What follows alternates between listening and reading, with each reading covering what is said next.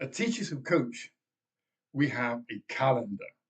In that calendar, we have events which are connected to project groups. Now, the project groups have a purpose, such as, now I'm going to give an example of mine. We make cards, coaching cards. There's another one who makes videos. There's another one who's working on positive intelligence. We have another one that's working, well, there's so many, I wouldn't go through the whole list, but each of the project groups has workspace on our Google Drive. And my group that I'm working with in October and November this year makes cards. Those coaching cards are really useful. It doesn't cost anything, you're not selling anything here. We create them together and we give them away.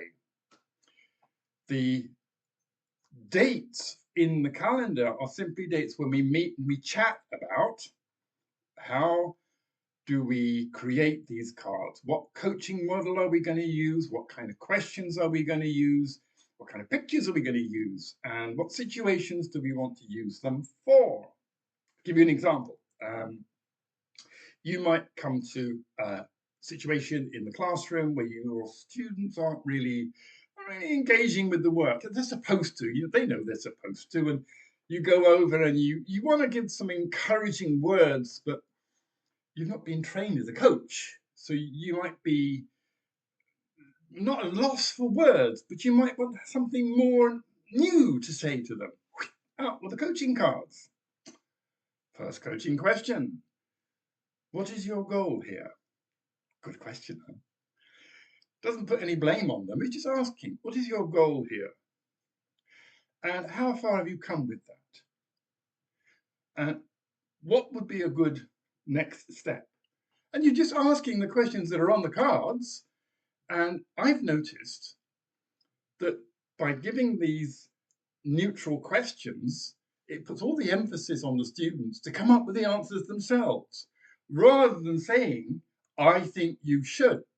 Shouldn't you be? Ooh, that's a bit too heavy. Ask an open-ended question, puts all the thinking over there where it should be. And my experience has been, because I've been using these cards, the students say, could we have those cards? Could you leave them here with us? So, yeah, sure. Here are the cards. Great, job done.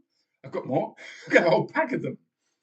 Such that if you've used them in 2 or 3 lessons, that they become used to using them themselves. So you can walk around at the beginning of the lesson, so group work, okay, here come the cards, you know what to do with them, there you go. And they begin to coach themselves and each other. And you can go and have a cup of coffee. No, actually, you've probably got a lot more work to do. Anyway, the events associated with the project groups, if you're going to sit down and discuss something, those events are in the calendar.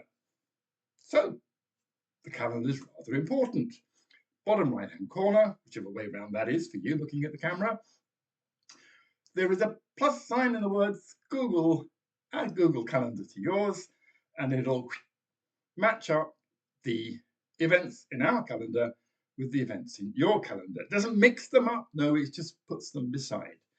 You can hide our events if you have to.